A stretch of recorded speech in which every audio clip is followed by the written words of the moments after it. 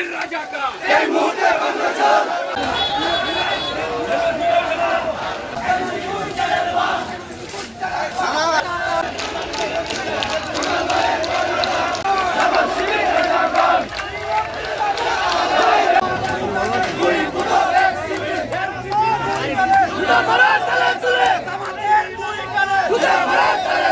বাংলাদেশ জাতীয়তাবাদী দল বিএনপির বিরুদ্ধে গভীর ষড়যন্ত্র শুরু হয়েছে। এই ষড়যন্ত্রের নেপথ্যে রয়েছে 1971 সালের রাজাকার ওই যুদ্ধ অপরাধী জামায়াত ইসলামী, তার সাথে রয়েছে ওই এনসিপি আর ওই চরমোহনাই বিএনপি। ভাষায় বলতে চাই, আপনারা যা মনে করেছেন ওই দেশে তা হবে না। ওই জামাত শিবির আর এনসিপি আর চরমোহনাই বিএনপি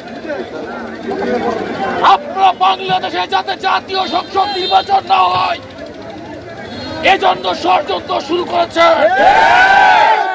আমাদের নেতা তারেক রহমান বলেছেন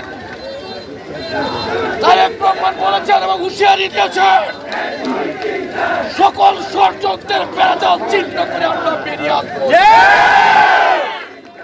আগামী দিন যে জাতীয় সংসদ নির্বাচন হবে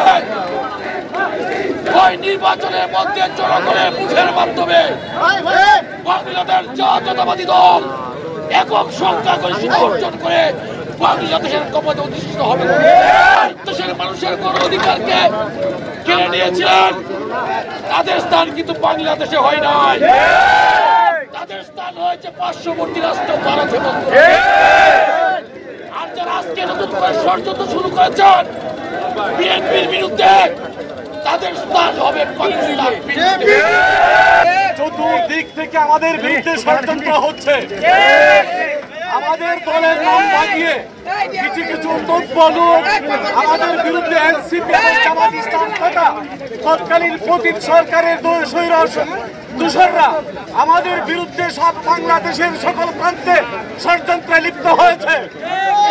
এক পঙ্গু সরকার বর্তমান ক্ষমতায়, যে সরকার এই অরাজকতায় নৈরাজ্যিক অবস্থাকে নিয়ন্ত্রণ করতে পারছে না, আমাদের উপর দায় চাপিয়ে দিয়ে তারা গদিতে বসে আছে। আমরা হুঁশিয়ার করে দিতে চাই, বাংলাদেশ জাতীয়তাবাদী দল বিএনপি শহীদ জিয়ার প্রতিষ্ঠিত রাজনৈতিক দল, আমাদের বিরুদ্ধে যদি কোনো ষড়যন্ত্র হয় সেই ষড়যন্ত্র মোকাবেলা করার জন্য আমাদের ছাত্র দল, যুব দল, বাংলাদেশ জাতীয়তাবাদী দল বিএনপি যথেষ্ট।